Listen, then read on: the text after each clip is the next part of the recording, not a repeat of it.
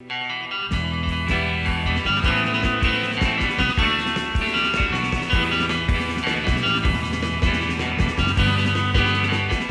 to Embargoed, a podcast featuring intelligent talk about sanctions, export controls, and all things international trade for trade nerds and normal human beings alike. I am one of your hosts, Brian Fleming. I'm here as always with my friend, colleague, and co-host, Mr. Timothy O'Toole. What is up, Tim? What is up, Brian? It is officially summer now. It is, even though we're 2 weeks shy of the actual start. It is above 90 degrees here in Washington, D.C. We're calling it. We're calling it. It may not be official, yeah. But it's official. We're grateful because it was we were wearing parkas and gloves and hats on Memorial Day weekend, so we're happy for the warm weather. We will take it. Welcome everybody to Embargoed. Thanks again for joining us. Shout out and appreciation to everybody who weighed in. We got a lot of notes after the Nord Stream 2 episode a couple weeks ago. Really appreciate that. Appreciate all the feedback. Please keep it coming. We're gonna get right to it today. We have kind of one big ticket item and a few things to look forward to, and then a couple of small things to wrap us up here. Before we get going, of course, we are not giving legal advice. We are not discussing confidential information. To the extent you disagree with anything you hear today, blame me, blame Tim. No one else is to blame.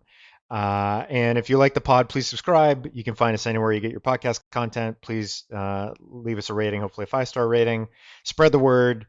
And that is it. We'll be back. We're taking an extra week off before the next episode. We'll be 3 week between episodes due to some early summer vacation plans on behalf of your humble hosts who desperately need to get out of the Washington, D.C. area. And so we'll be back late in June, perhaps with some guests, we think. That's still in the works, but that's coming next time. But for this time, let me just run through the roadmap and we'll jump right in. So number one for this week is going to be the new executive order that was just issued regarding investments in publicly traded securities of Chinese military companies, the new executive order that was just issued last week, perhaps bringing an end to many of the different strands that we've been tracking for the past several months, because this is certainly trying to clean things up in what was kind of a messy program and a messy executive order, 13959. So we'll spend a bit of time on that. We're then going to turn to the new directive that was issued by the White House last week regarding anti-corruption, and we're going to talk about that a little bit and think forward to what that could mean, especially in the sanctions context. And then the final full topic is going to be the release just last week of the Burma sanctions regulations, and really then just kind of checking in on Burma and some thoughts there. We haven't talked about Burma in a few episodes, and so we want to kind of circle back. There've been a couple of noteworthy developments there, a couple of strange developments there, quite frankly, that we want to reflect on. And so that's really going to be the show for today. And then in the lightning round, we're going to do our obligatory check-in with JCPOA 2.0, because we can't have an episode go by without talking about that. But that'll be a quick one, I think. We're going to talk about the situation going on in the Middle East with Israel and Palestine, and specifically with Hamas and a source of funding for Hamas that was featured recently in the mainstream news media. And then finally, we're going to talk about the Export Control Reform Act and a report that just came out criticizing implementation there with regard to foundational and emerging technologies. And so we're going to talk about that very quickly. And so that's going to be our show for today. And then and we will take a pause. We'll hold our breath. Perhaps we will have big ticket news to report next time, either on Iran, perhaps Belarus, other areas. But for now, that's what we're covering today. So before we get started, Tim, any thoughts? So yeah, I when we get to the last item, it really is shocking how mad the U.S.-China Economic Security Commission is about the delay in the emerging and foundational technologies activities under ECRA. I think people, if you wait for one thing from this podcast, you really ought to wait for that. Just listen to that by itself. Yeah, that's going to be a fire segment. Just stay tuned for that one to tease our final lightning round There's segment. There's going to be anger, murder, mayhem. You won't believe it. chaos and all the rest of it. Okay, without further ado, let's jump in then to perhaps a more mundane topic, which is publicly traded securities of Chinese military companies. So, topic number one. This is obviously a topic that we have talked about a lot in the last 6+ months since the release of Executive Order 13959. And part of it obviously was just the perhaps unorthodox way that that program was set up and that the executive order was issued, the guidance that was issued or lack of guidance that was issued as to the scope of that, and questions that were raised in the trade nerd community and beyond. And then, of course, recently, a lot of focus that we have been giving is relating to the companies that have been challenging their DoD listings under the Section 1237 of the fiscal year 1999 NDAA, which of course has been given effect under 13959. Well, to some degree, that is all over. Uh, this is I saw a quote somewhere, and I apologize, I won't be attributing this to whomever it was, but somebody said finally they've cleaned up the mess that was created by the Trump administration in creating this program, a program that has solid policy based foundations, but in the way it was put together and the way it was rolled out and the way it was administered, it was a mess. And I think if you've listened to any of the podcasts that we've done on this topic in the past 6 to 8 months, you would know that we agree with that premise and that this was a sort of square peg in a round hole to try to create a program from this, based essentially on this DoD listing process, which was, as we now know, no process at all from the lawsuits. And so that has now all gone away. So for those who have not seen this, last week and today, the new executive order 14032 is the new executive order, is being published in the Federal Register. It has now essentially supplanted in its entirety 13959 relating to the way that sanctions are going to be imposed and restrictions are going to be imposed with respect to U.S. persons' ability to buy and sell the securities of these Chinese military companies. And so I think I'm going to hit on a couple of big picture thoughts here, and I'm going to turn to Tim. More than anything, in addition to kind of hitting the restart button on this whole program, which is something that we talked about in the waning days of the Trump administration and the early days of the Biden administration, this is a program where we thought, they may get rid of this altogether. They may do a reset. They have now done a reset, finally, I think is fair to say. And quite frankly, along with that, tellingly, I just want to focus on this for 1 second. They have really rebranded the program, quite frankly, and I think this is very telling. So the old program, the old executive order that was issued in November 2020, 13959, was titled "Addressing the Threat from Securities Investments That Finance Communist Chinese Military Companies," and of course that's the nomenclature that's used for the DoD listing process. The new executive order, which is dated June 3rd, so just end of last week, addressing the threat from securities investments that finance certain companies of the People's Republic of China. If you need to just look at any two things and understand the approach, the desire to take a slightly more nuanced, less bombastic approach to these types of things, just the retitling of these executive orders, I think, tells you just about everything you need to know about the way that the Biden administration and the Biden era OFAC is going about doing this. And what we now have with 14032, Executive Order 14032, is a much more traditional, it is still somewhat unorthodox because it is very narrow in what it is targeting, but it is a much more traditional executive order to stand up an OFAC program and to support an OFAC program. And there's now essentially, so the DoD listing process, that is out. All of that is gone. That is no longer a basis to be subject to this program and to be subject to this executive order. Now, that's not to say that some of the companies that are identified on that list do not carry over and are not still covered here. They are, but it is an entirely separate process. And the new 14032, it focuses on instead companies that operate or have operated in the defense and related material sector or the surveillance technology sector of the PRC. Those are the two kind of tent poles of this program now. And notably, of course, surveillance technology that is something that is key to what's going on in Xinjiang, what's going on with the Uyghurs and the other ethnic minorities. So that has been a key underpinning of entity listings and other U.S. sanctions that are targeting China. This kind of carries that through that thread, which makes all the sense in the world from a policy perspective. But those are now the key tentpoles here. The companies that are subject to this executive order, it's all been refreshed. It's a new annex that was just issued in connection with this. There are some holdovers certainly from the old list, but then there are a lot of companies that are now gone, that have been jettisoned because they don't meet the definition, this new categorization or definition. And again, the DoD listing process is no longer a basis to be subject to this executive order. So that's very important. And the last thing that I would say before I throw it over to Tim, so there's a few other aspects of this that we're going to get to. I think one is 50% rule doesn't apply here.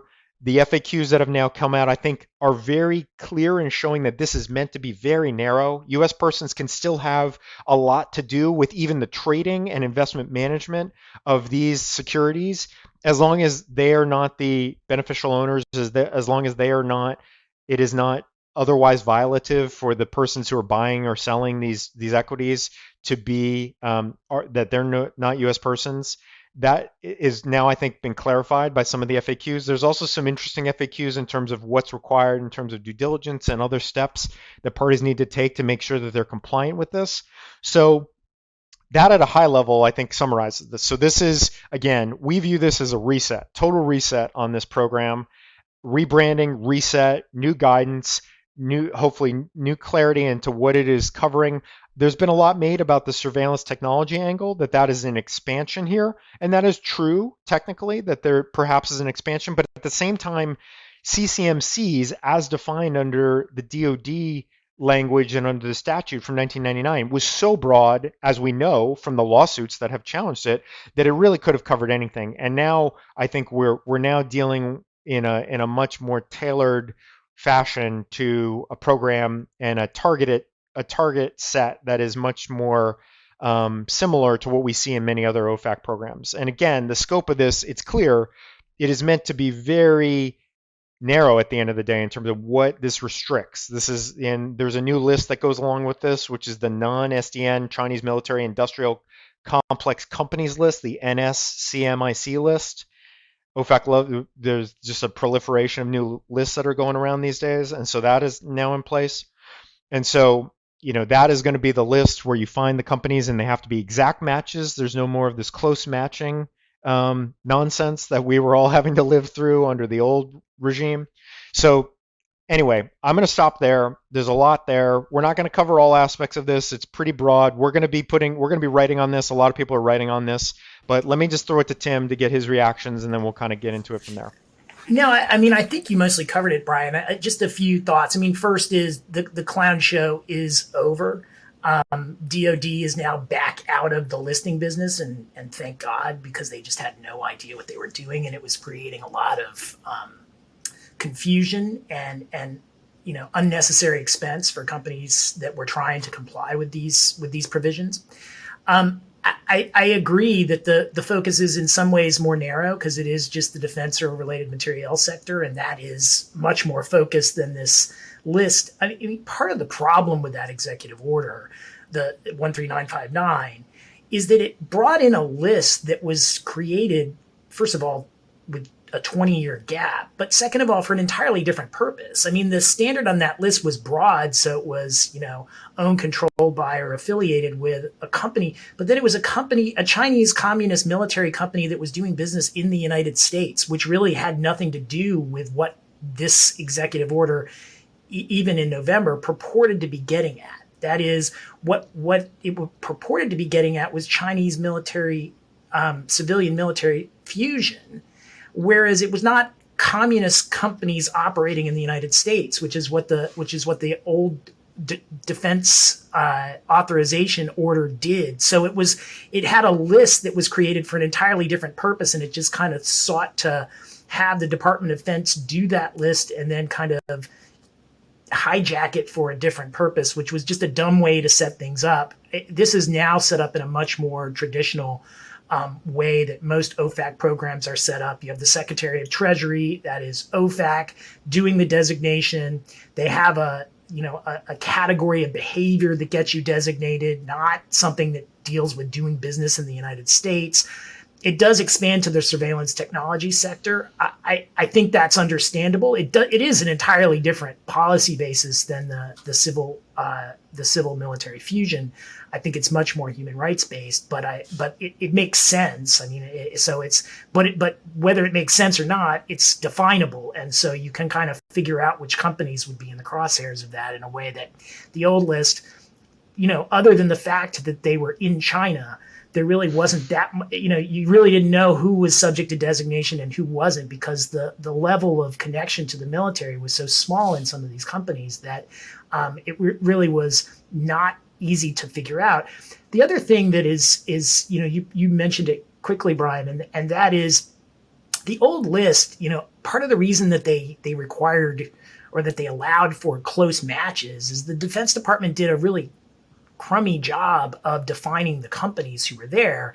These companies are defined much more precisely, and that actually means that I went and counted this morning. The new list is longer, but I think that's in part because it actually lists the subsidiaries for companies like, say, for example, Huawei, that are now subject to this restriction, as opposed to the old list that just said Huawei. But I mean, Huawei has hundreds of subsidiaries, and so you really didn't know from just saying Huawei what company they were talking about, and whether it was all the subsidiaries, the corporate headquarters, what have you. And so this one goes through with Huawei, it goes through with AVIC and some of the other Chinese companies that have subsidiaries, and lists precisely all those subsidiaries. So there are more, but there are also a lot fewer. I mean, all of the companies that we've talked about in the last few podcasts who had litigated against the government in connection with this program, so Goin and Xiaomi and Lukong.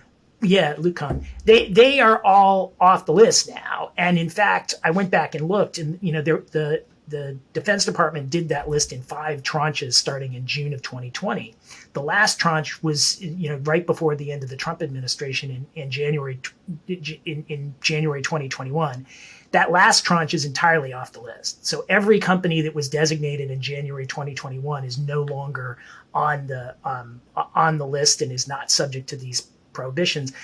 In December, it looked like it was about 50-50, and most of the companies before that are on the list in some form. They now have a much more precise designation. The subsidiaries are there, but it's not that different. But it's clear that there is a much more precise focus on who's listed and why they're listed, and precisely like who's subject to sanctions and what they are. I guess the last thing that I would say is, in terms of supplanting the prior order, I mean, there's a new effective date. I mean, now none of this stuff happens until August. It all goes into effect in August, and then the divestment is 1 year from the date of the order, so it's June of 2022. And so it is like a brand new order, although as a technical matter, it basically amended 13959 by basically by superseding all of its substantive provisions. Yeah, exactly. And replacing them. That's exactly right. So for our housekeeping purposes, it's 60 days out from the issuance date. So as Tim said, it's early August now is the new date when all of this will go into effect with respect to the 59 or so companies that were initially listed here as part of this new annex.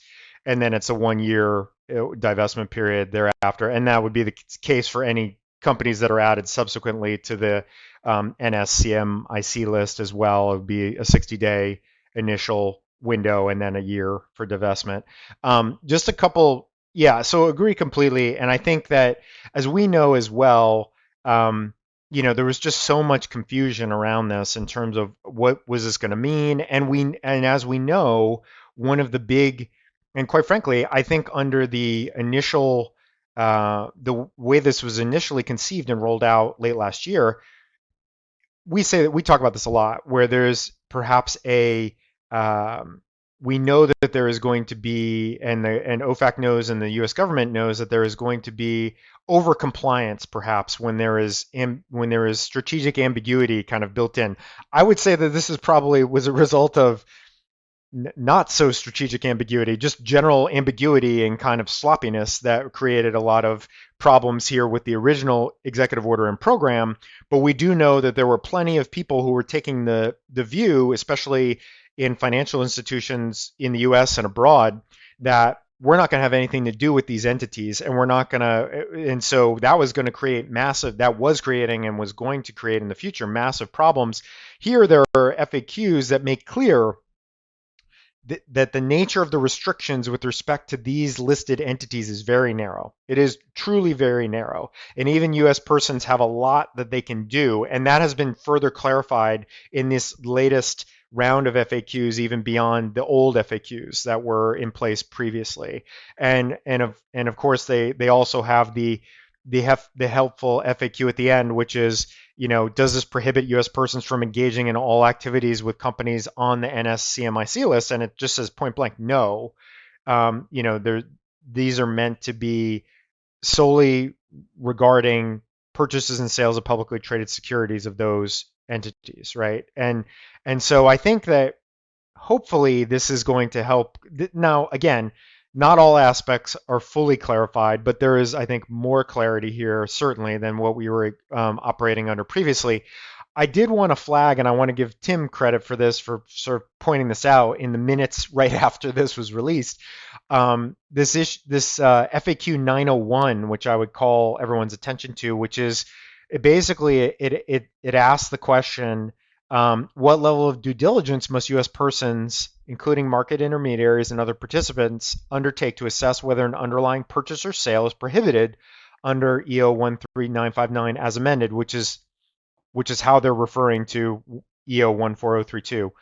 And they basically say that for purposes of assessing whether it's permissible, and including financial institutions in doing this, they may rely upon the information available to them in the ordinary course of business. Now, that struck us as being pretty remarkable, because hardly ever is it the case that OFAC or any other U.S. regulator will say, you don't need to go above and beyond to do additional or extraordinary levels of due diligence to satisfy yourself that you're going to be compliant here. But here, in the ordinary course of business, we think that's pretty telling that is what that is the message in FAQ 901. And so let me toss it to Tim to sort of dissect that just a little bit here, maybe as a final point before we move on. But that jumped out at us as being pretty notable.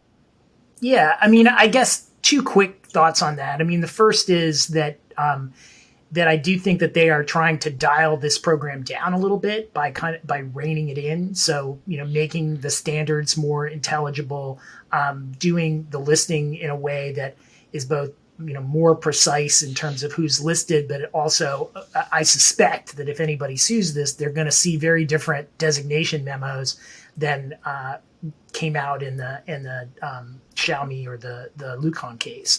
And so on that issue, I think that you do have both the new administration, but also OFAC kind of dialing this program down a bit. Although for what it still does, for the companies that are listed, it still does precisely the same thing. And I all of what we've said, we are not trying to talk about how this program is, great, but it's way better than what existed previously. I guess that's the message that I would like to leave with, is that we're not saying that OFAC always gets it right, or that that this program serves a much more justifiable policy basis. I mean, I do think that there is some justification in the policy, but I'm sure that as time goes on and we live with this program, we will see its flaws in the same way that we see the flaws in some of the other programs. But the 13959 was remarkable in just its complete absence of the sort of structure that we've seen in some of the other sanctions programs. And again, even though those have their own flaws, they're so far superior to what we've seen that it probably sounds like we're talking about how great this new order is, when in fact all we're saying is it's just a new sanctions program now and not kind of the clown show that existed previously. Yeah, I'll just sort of finish with two quick points. One to build on what Tim just said, which is now I think we have a program that's much more scalpel than blunt force instrument, which is what we had originally. And I think that that is probably a relief to anybody involved, even quite frankly, companies that are on this list. And number two, I do think that by kind of refocusing and reframing the program, and continuing to acknowledge the importance from a policy standpoint to, again, from the US perspective, to cut off these certain Chinese companies from the capital markets in perhaps at least in some certain respects, or at least U.S. contributions to their capital markets efforts or their debt offerings, that they're looking at military civil fusion, looking at surveillance technology, two unquestionably important policy issues from the U.S. perspective. This is more targeted, and again, I think just much more precise. Time will tell sort of how effective this may be, but at least it's now trying to be a more tailored solution. Certainly, I think the flip side of that, or the important additional point of that, or final point of that, which we haven't really talked about yet, is certainly some of the rhetoric that I've seen come out of China or China watchers on this suggests that, of course, they're still unhappy about this, and they say the U.S. should get rid of the whole list, and this is a sham, and et cetera, et cetera. But the sense is, I think that this is maybe a slight ratcheting down, again, just from what I read at the outset of the name of the executive order itself, right? The rhetoric is dialed down a little bit. It's just dialed down a little bit. And so from where we were in Alaska a couple months ago and where we were in November, certainly when 13959 was released, I think this at least invites perhaps the opportunity for dialogue with the Chinese on this at some point. Now, I'm not saying that's imminent, and I'm not saying that they're necessarily wherever the U.S. and China are ever going to see eye to eye on this, at the end of the day. But I do think that this is again, as we have talked about a lot, this administration's perhaps preference for diplomatic solutions or for sanctions being sort of one piece of a solution, not the whole solution. This, I think, is in dialogue with that, and it is in dialogue with that way of thinking about these types of problems, and perhaps a telegraphing of what we may see 3 months, 6 months, a year from now, if there is actual substantive discussion with the Chinese about some of these issues. Well, I mean, I think that's a great segue. I mean, so, to speak of sanctions as one piece of the puzzle, that certainly is really what has happened in China. And I think it was also what was going on June 3rd when the president came out with his memorandum, and we're switching now to the next segment, his memorandum on establishing corruption as a core United States interest. I mean, that is, it is a new initiative in some sense for the U.S. to be to be the leader in anti-corruption, but it is obviously an old core interest. I mean, the U.S. in the Foreign Corrupt Practices Act really led the way on anti-corruption for many, many years. The Biden administration in this new order has really sought to take on anti-corruption as a key focus of the administration, and sanctions is one piece of that. It talks about an initiative among many, many different agencies, but the U.S. since 2017 has had sanctions called the Global Magnitsky Act sanctions that we have used to sanction corrupt actors or to sanction actors on the world stage who violate human rights. And, in fact, the day before this memorandum came out, the U.S. Using the GLOMAG sanctions powers, put 65 Bulgarian officials and companies onto the SDN list under the Global Magnitsky anti-corruption sanctions.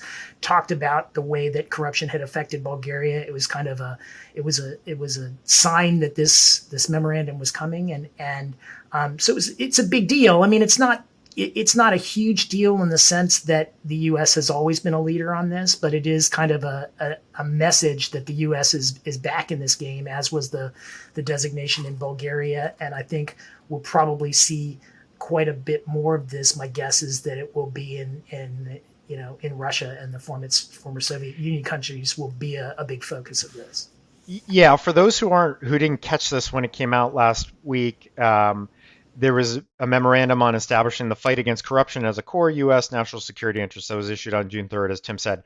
As a practical matter, all that really does for the time being is establishes a White House-led interagency review process to dig into how the U.S. could perhaps better fight anti-corruption around the globe, and that's sharing resources, leveraging existing relationships, AML controls, sanctions tools, building capacity, training, resource enhancement, all those kinds of things, right? So this is a broad strokes, very broad strokes memorandum, and it lays out this interagency process that's going to play out over the course of the next 6+ months and result in a report to the president. So this is not even going to be to Congress. It's not going to, this is all happening behind the scenes. It's a purely interagency process. Back in my day at Justice, I participated in a number of these because the interagency process now under Biden looks a lot more like it did under Obama again. And so I know there'll be a lot of people in closed rooms with no cell phones nearby having these discussions over the course of the next several months, trying to hash out what this should all look like and what they want to recommend to the president. So in terms of immediate impact, there's not much. There's just as a symbolic matter, this is a big deal. And it's a big deal because it's sort of saying, as Tim said, the U.S. is trying to, again, regain some leadership here in anti-corruption and is going to be taking a hard look at this and is going to perhaps be putting their money where their mouth is to really bulk up resources and to increase collaboration, cooperation, both domestically and internationally, it looks like, in this area. And as we know, and as we talk about a lot in the sanctions space, of course, as Tim alluded to, anti-corruption is a key underpinning of many, many different programs that the U.S. that are very active, that OFAC administers. And so we would, I think, anticipate that this is just a further reinforcing of that. And as Tim said, that action in Bulgaria, which was touted as the largest single day action or set of designations under the Global Magnitsky Act since it was implemented, is very clearly was in concert, and the language was really mirroring what was in the presidential memorandum. And so I think that was signaling that where there may be more of that to come. I think just as a sort of big picture item that I'll sort of throw out there as maybe one last point to consider, in terms of how, the various stakeholders who are most involved again, we're just thinking about this from a sanctions perspective. This is obviously much broader than that.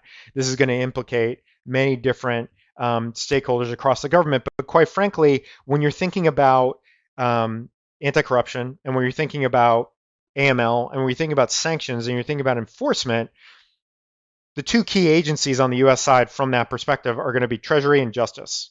And so I think in terms of how those agencies have perhaps a meeting of the minds and think about how they're going to perhaps better work together, leverage resources, share information, coordinate on investigations, coordinate on enforcement actions, that is much easier said than done. So how that comes together and whether this directive is kind of a jumping off point for a new era there are plenty of people who are signaling and saying this is going to be a brand new day and a brand new era. And that may very well be true, but there's a lot of work to be done to get there.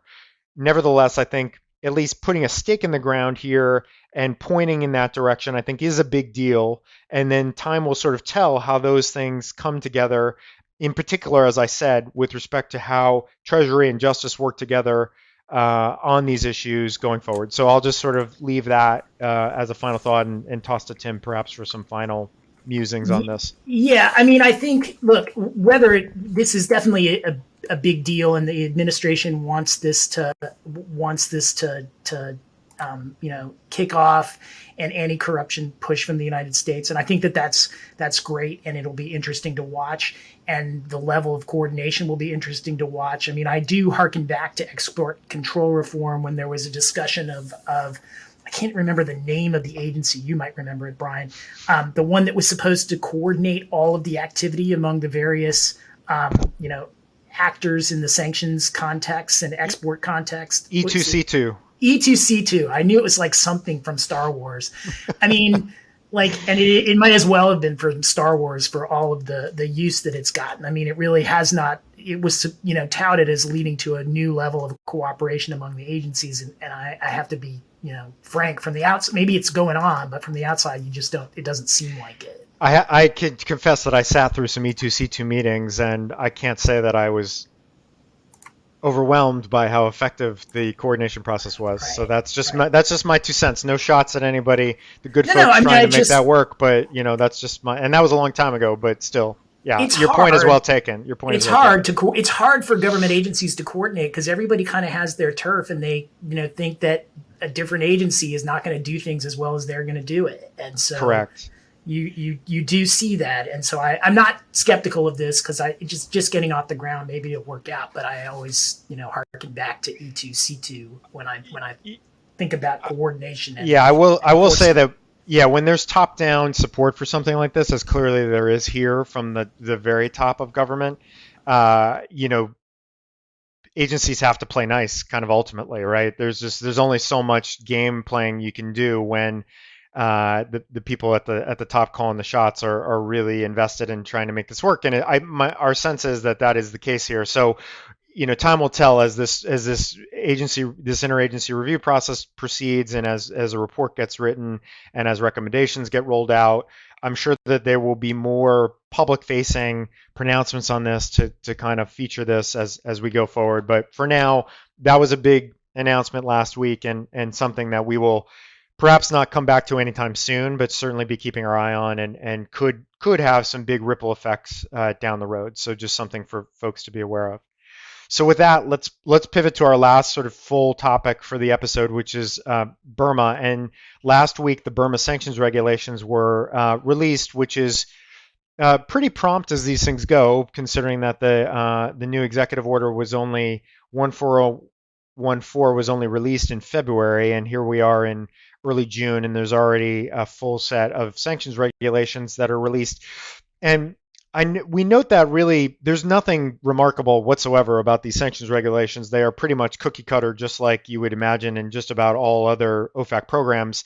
But I think we wanted to use this as so A, to flag that for people who weren't aware of that, but B, to use this as a bit of a check-in on the Burma program generally, because as people are well aware around the world, things are not getting better in Burma or Myanmar. They're getting worse, a lot worse, and have been over the course of the last few months.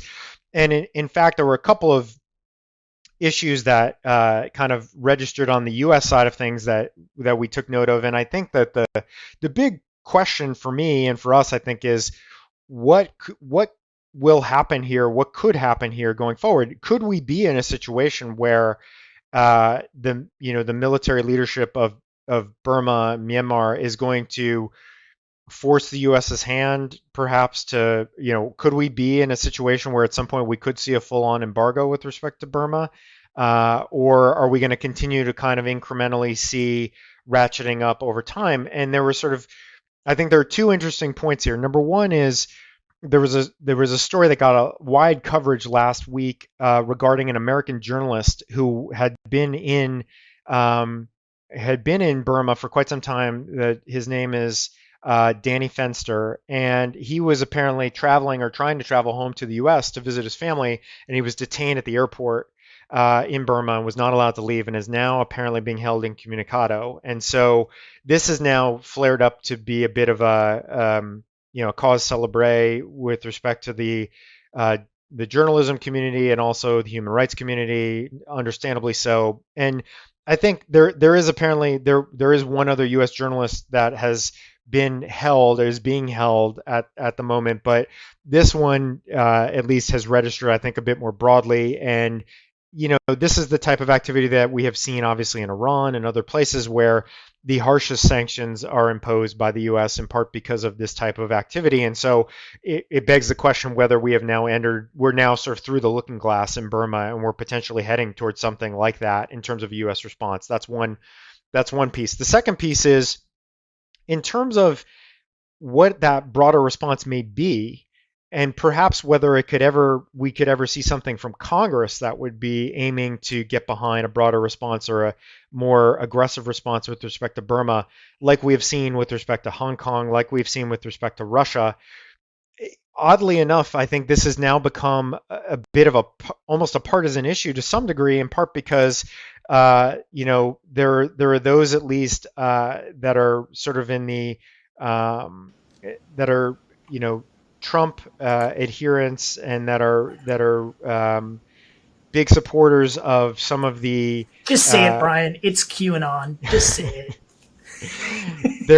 there was a report widely circulated that Trump's original national security advisor Michael Flynn was essentially went on the record at a QAnon conference saying that the U.S. should think about a military coup just like we've seen in Burma to put Trump back in power, essentially. And so that leads one to beg the question whether or not, given that we're not going to, in all likelihood, see a bipartisan review of the Capitol riots and the insurrection on January 6th, in part because there are certain segments of the U.S. Congress on the Republican side that are fearful of alienating that contingent, and I would venture to guess that we would see a similar thinking here, that they would not want to get behind harsher sanctions on Burma because they would not want to alienate those who think that the Burmese military have it right, and that they stepped in when the democratically elected leadership in Myanmar was installed or staying in power because of a rigged election. So it is sad that we are still talking about this, but I think it is worth discussing. And I'll just throw it to Tim to sort of really just to try to gauge, given those dynamics, one of which would seem to, you know, clearly be a point of outrage for most in the U.S. who would want to do more with respect to Burma, and then perhaps counterbalancing that in terms of what may actually happen here. What do we expect with respect to Burma? What do we expect as next steps on the U.S. side, given where we are right now? So I really hope that bipartisan consensus against military coups holds in the United States. Although I saw the video in which Mr. Flynn was asked, or General Flynn was asked about the coup in Myanmar and whether or not that could or should happen here, and said that it should happen here. I hope that is isolated to avowed QAnon supporters and doesn't spread further than that. I will say what I'm watching is, June 14th, Aung San Suu Kyi's trial starts. And a couple of thoughts about that. I mean, if they really do go on with the trial, it really, I think that could inflame public opinion in the way that you're talking about with the American journalist who's also been kidnapped by the coup leaders. And so I think that's another point to watch. Weird fact that could make us hopeful is that my understanding is that Mitch McConnell is actually very tight with Aung San Suu Kyi. I mean, if you Google it, there's a lot of news reports about how they have some sort of special relationship, and she's actually been to Kentucky with Mitch McConnell. And so I'm hopeful that maybe that will be a lever for bipartisan support for bipartisan resistance to governments taking power by force over democratically elected governments. But we shall see, because it is crazy times here, and I'm hopeful that democratic norms will hold. But I've been wrong before. Yeah, and I just don't. I think that the short answer is we just don't know. There hasn't been a lot of seeming momentum or stomach for this at the congressional level. It's all been White House and agency driven, and that looks like the way it will stay for the time being. But we shall see. There could be a new executive order. There could be other steps that are taken. I think, at Tim's point, if the trial goes forward, there'll certainly be more sanctions levied against certain persons that are involved in that. But beyond that, we don't know. So yeah, we're kind of at a strange inflection point, perhaps, or pivot point with respect to Burma, and it'll be interesting to see where we go next. So we wanted to spend a few minutes just kind of quickly checking in on that because um, there's an odd brew of circumstances that are swirling around this, and which way we go from here is a little hard to tell. Yeah, and when I was talking about that article, I was referring to a political article from April about Mitch McConnell tending his legacy 8,000 miles away, and all of the ties that he has to Myanmar, which I had never heard of before that article. But we'll see if maybe that can be the thread that saves us, and not this crazy love for military coups. Yeah, we shall see. So with that, let's pause for our favorite sound effect, and we'll jump into the lightning round. And we are, as I said at the outset, we are obligated to check in with JCPOA 2.0, or uh, and I'll throw it to Tim for that. Do we think we're in trouble here? Do we think that there is going to be a JCPOA 2.0, or do we think we're still on track? What's the latest, Tim? It depends on who you ask, Brian. So if you ask the head of the European delegation, he apparently thinks that the next round of negotiations will produce a JCPOA 2.0 agreement. The Iranians in the U.S. seem to be more cautious in that regard, particularly the U.S. I mean, they were asked the same question and said that they're going back for the next round of negotiations, and it's complicated, and they expect there'll be many more. So, not pessimistic in the sense that it does seem to suggest that the U.S. believes that there will be an agreement, but they don't think that it's going to come nearly so soon. From the Iranian side, I think the last podcast we talked about how optimistic the Iranians had been about this, and the statements coming out of Tehran seemed to mostly indicate that everything was done except for the signing ceremony. And now the comments that I'm reading are much more cautious in terms of whether the Iranians think this will be done immediately or not. But the Europeans sure seem to think that this is a done deal. But no real news to report about any details. We've outlined kind of the dynamic in terms of lifting sanctions and the nuclear program and the timing and that sort of thing. I haven't seen any change in what I've read. It's just the negotiations are still going on, and it looks like they are going to be successful, but it's not clear when. Yeah, I would say that definitely reading between the lines here, the comments are a bit more measured. I think they're just naturally have progressed to a point where it's difficult to get a deal done under any circumstances, but certainly difficult to do when these are indirect talks. And there's a game of telephone and an aspect of that to everything that's being passed back and forth between the two sides. So that is, I think, heightening the level of difficulty here. And then as we have talked about at length, these are just very difficult things to see eye to eye on and to coordinate on. The original deal took, months, years to coordinate and to get lined up, and there's just no getting around that. I think that whatever the early stage optimism was, I think we've now hit we're a bit in the weeds stage, and getting everybody to sign off on this, and respective um, government heads to sign off on this is just going to be tricky at this point. I don't think there's going to be any I don't think there's going to be any easy answers, and I do think that it's likely that we could, we're about to have round 6 this week. This is June 7th of indirect talks, and we could be still talking about this when we're up to round 12 in 3 or 4 months. Who knows? But I think it's obviously this is sufficiently important. We're going to continue to keep close tabs on it. Felt like you'll probably get at least a quick check in on this. If you don't hear about it at some point in the future, it's then perhaps everybody's gone off on summer holiday. But otherwise, I think it's a sure bet we're going to be continuing to circle back to this time and again until it's either dead or we have a new deal.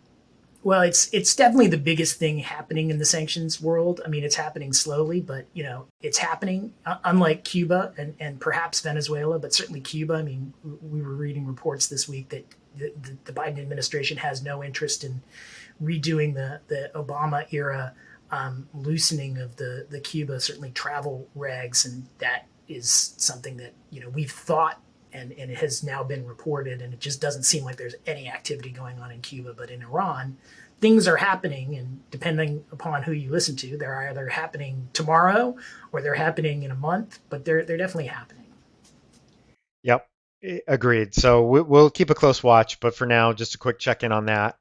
Let us pivot to uh, topic number two in the lightning round, which is kind of a fascinating one and was spurred by a Wall Street Journal article that came out just a few days ago. In the wake of the Israel-Palestine clash and the sort of tenuous ceasefire that was just reached not that long ago, there was a report in the Wall Street Journal that Hamas has seen an uptick in Bitcoin donations to the cause. And for those who don't know, Hamas is both an FTO, a foreign terrorist organization, and an SDGT, a specially designated global terrorist under U.S. sanctions, subject to U.S. sanctions, and has been for many, many, many years. And agency coordination.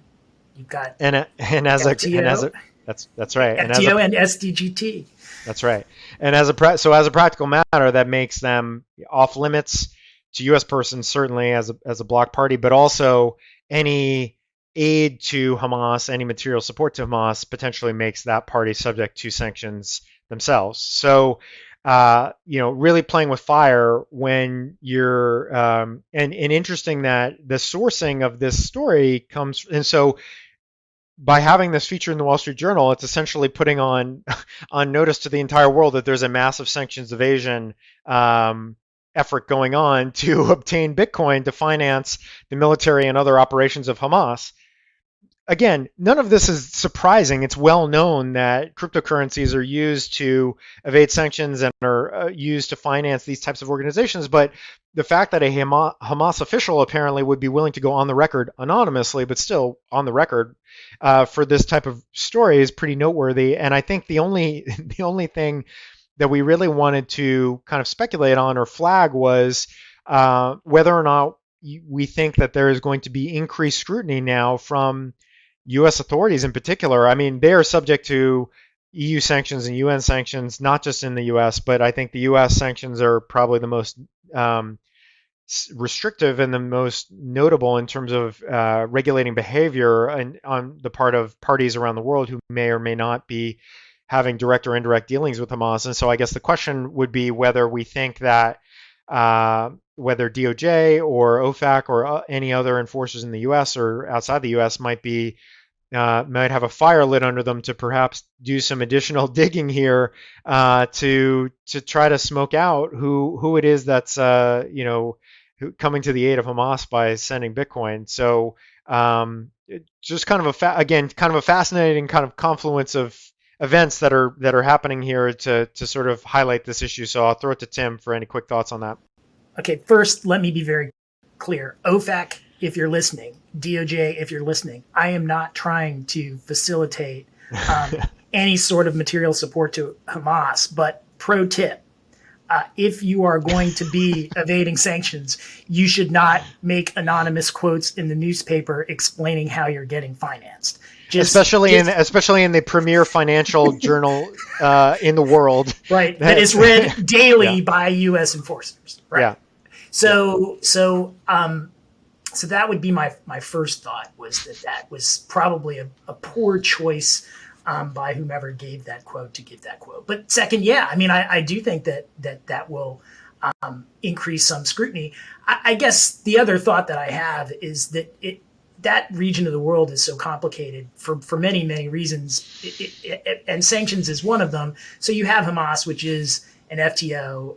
Hamas is a specially designated global terrorist. Hamas is also the de facto government of the Gaza Strip. And so anybody who deals with the Gaza Strip has to deal with an entity that is on that list, including NGOs, including the Israeli government, including the UN, the UN. Exactly. And so it is. I mean, everybody knows, even before they made their announcement in the Wall Street Journal, that Hamas has money and that Hamas is getting financing. And I think there is some kind of implicit acknowledgement / approval of that from U.S. enforcers to a certain level. But when you start combining Hamas with Bitcoin, which is already kind of the bane of financial regulators' existence, not only here, but like, in ransomware, which we talked about last time, like that starts to ratchet things up where I think they feel like they can't ignore it anymore. Whereas normally I think they're, to a certain level, they have to, because it's a practical matter. You can only do so much against the Gaza government.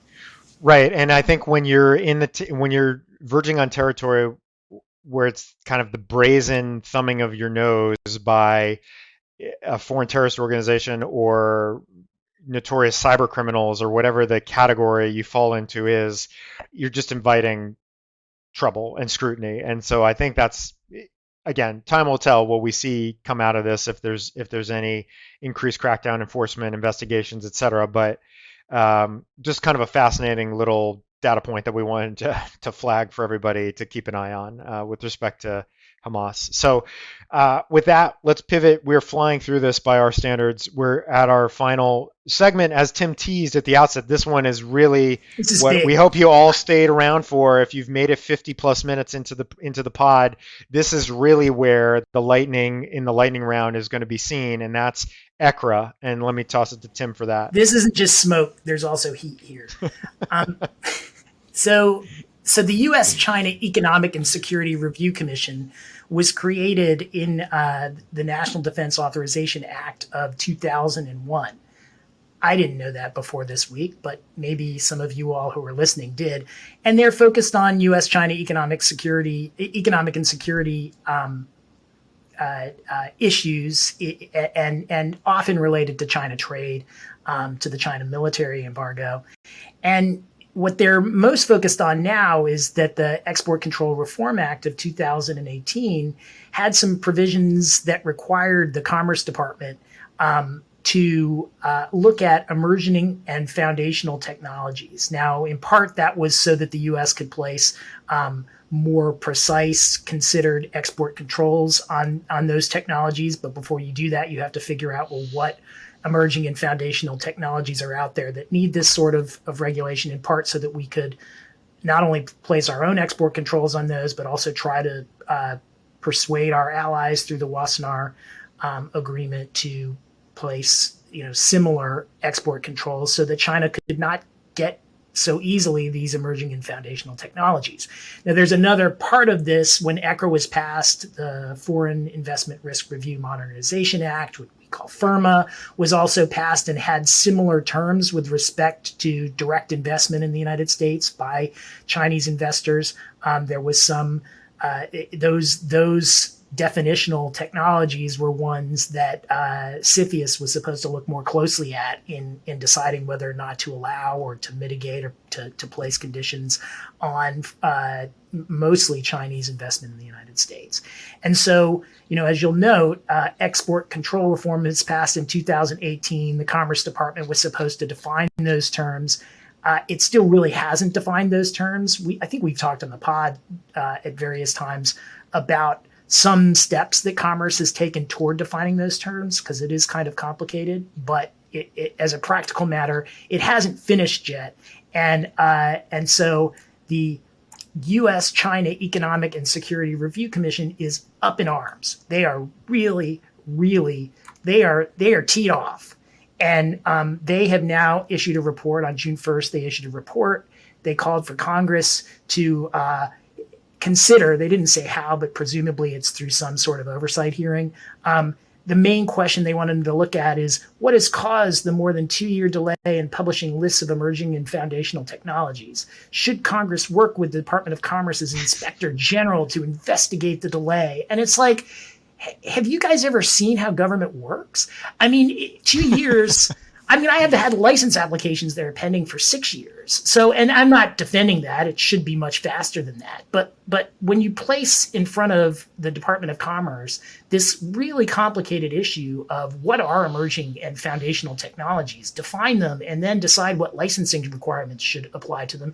And I mean, Congress also instructed the Commerce Department, I think quite correctly, to consult with industry in trying to figure this out. So you've got to put together industry committees. You've got to have those committees meet. You've got to do a lot. There's a lot of work involved in this. And so from the 2 years of delay, like, okay, I mean, everybody hopes that it would go faster, but they're acting like the sky is going to fall because of the fact that it's taken 2 years for a congressional committee working with the Department of Commerce to resolve some really complicated issues that have really important consequences in terms of U.S. trade and American jobs and that sort of thing. It's like they don't seem to understand. It's not like somebody can just wave a magic wand and define emerging and foundational technologies and this will be all over. And like that's the only thing that has prevented this from happening. And so I was amused, let's just say, by the level of shock to discover that there was 2 years in delay in publishing this list. So here's what I'll say. So in case anyone was wondering, the fire in this segment was coming from Tim, not actually from the commission report. I do think though that the report is fair in its criticism that we are now almost 3 years out from the passage of ECRA, and we don't have any real progress on emerging or foundational technologies. We have covered in the past the fact that the advance notice of proposed rulemakings on those topics have been put out. Industry comment has been sought and obtained. There are working groups that are behind the scenes on this, but nothing has come out yet. I think pointing out both the export control gap that has still created, especially with respect to China, and also the enforcement and jurisdictional gap that creates with respect to CFIUS and their ability to review items and transactions that will implicate these technologies, which are as yet undefined, is fair. And I think that it is fair to say 3 years, come on, enough is enough. When are we going to get some clarity on this? I will say this is sort of my only takeaway or thought on this, which is, as we know, under the Trump administration, I think some of these more complicated it all fell on commerce, although it's a much broader cast of characters behind the scenes that are working on this. And we know commerce obviously was very invested in dropping a lot of entity listings and sort of doing things that were more outwardly focused on kind of an immediate enforcement and inflicting pain on China from that perspective, and perhaps not as much in the kind of eating your vegetables type of exercise that this really is, which is a roll your sleeves up, labor-intensive, technical exercise. I suspect that under the current iteration of the Commerce Department, especially under the auspices of some of the people that have been rumored to be coming in at high levels of the Commerce Department, who really do have high expertise in these areas, and I think will perhaps energize the effort here, I would expect that this will start to move along in the coming months. And so, again, fair to kind of ding them for having sat on this for 3 years, but I do think that perhaps the logjam here or the delay here is close to being over once we get some of those people onboarded, which has not happened yet, but is presumably about to happen soon. So I will just sort of say that. Yeah, I mean, look, all kidding aside, I mean, government is a balance, and you have, on the one hand, it's not fair when you go too slowly. And when I did mention some of those license applications, let me be very clear. Those shouldn't be pending for that amount of time. And I've done everything I possibly can to make that not happen, because it's not fair. It's not fair to clients. It's actually not fair to the government either.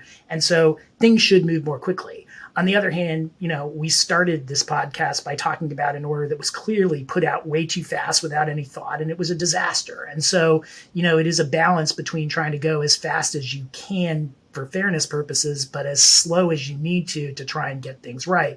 And I do think this was a hard question, and it doesn't surprise me that it's taken this long. I agree with you, Brian, that we're now on the outer edge. A 3-year delay is pretty long, and hopefully commerce is filled with technocrats who really want to focus on issues like this, as opposed to make press releases about entity list entities or new big tariffs that are much more complicated in practice and not particularly well thought out.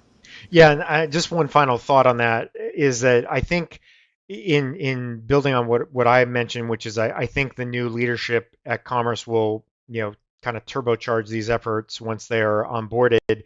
I do also expect that we may have more public-facing kind of updating or insight into what's going on. That's part of the problem here, is that this is all very opaque. There's been very little in the way of any kind of public interface on this, so it's all being done behind the scenes. It took 2 years for them to even put out the first ANPRM uh, relating to foundational technologies, which we talked about on the pod last summer. So that type of thing is, I think, what gets people a little crazy and a little frustrated. And so I think, and I'm suspecting that will probably be remedied to some degree, which will, I think, go a long way toward hopefully starting to ease this issue and get it sort of ultimately resolved. Yeah, I mean, I think that at least from what I was hearing, there was a lot of tension inside the Commerce Department between the politicals and the The permanent career staff, the people, career yeah, people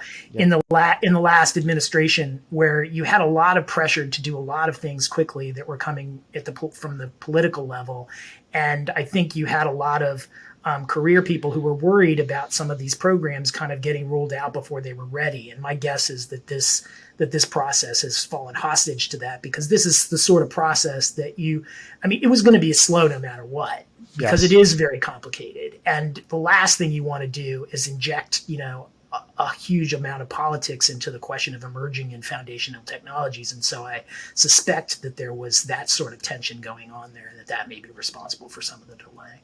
yeah, agree with that.